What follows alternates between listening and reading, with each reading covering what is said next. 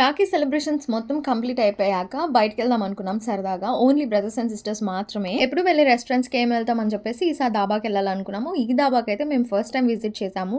ఇక్కడ ఈ డాబా ఎలా ఉందంటే సెపరేట్ టేబుల్స్ లాగా సెపరేట్ హట్స్ ఉన్నాయన్నమాట. సో దట్ ప్రైవసీ చాలా బాగుంది. స్టార్టర్స్ కోసం అయితే dry lollipops and wet lollipops తీసుకున్నాం అనమాట. రోటీస్ కోసం కర్రీస్, పంజాబీ చికెన్ అండ్ అండా కీమా తీసుకున్నాము. అండ్ ఇంకోటి ఏదో చికెన్ ఐటమ్ ఇది. దీనిపైన ఆమ్లెట్ వేసి ఇచ్చారు. అది పేరు నాకు గుర్తులేదు. అండ్ వీటన్నిటితో పాటు రోటీస్ లో ఆనియన్స్ అయితే కంపల్సరీ ఉండాల్సిందే కదా. సో 2 ప్లేట్స్ ఆనియన్స్ అనమాట. ఆనియన్స్ చార్జబుల్ కాదు, ఆనియన్స్ మొత్తం ఫ్రీ అనమాట. ఇవన్నీ తినే లోపు స్టాటస్ సరిపోలేదని ఇంకో 2 ప్లేట్స్ వైట్ లాలీపాప్స్ చెప్పుకున్నాము. నేనంత నాన్ వెజ్ లవర్ ని కాదు కాబట్టి నేనైతే అండా కీమాతోనే సరిపెట్టేసుకున్నాను. మా తమ్ముడు మాత్రం హాఫ్ బాయిల్ తో కంప్లీట్ చేసుకున్నాను. సో ఇంత స్పైసీ ఫుడ్ ఉంటే డెఫినెట్లీ కూల్ డ్రింక్ ఉండాల్సిందే కాబట్టి ఒక 2 లీటర్స్ బాటిల్ చెప్పేసుకొని మేమే సర్వ్ చేసేసుకున్నాం అనమాట. సో ఎప్పుడు రెస్టారెంట్సే కాదు, అప్పుడప్పుడు డాబా స్టైల్ ఫుడ్ కూడా ట్రై చేయొచ్చు. Quality, quantity, neatness and taste చూసుకుంటే సరిపోతుంది. చెప్పాలంటే డాబాసే కంఫర్ట్ ఉంటాయి అనిపిస్తుంది రెస్టారెంట్ తో కంపేర్ చేసుకుంటే.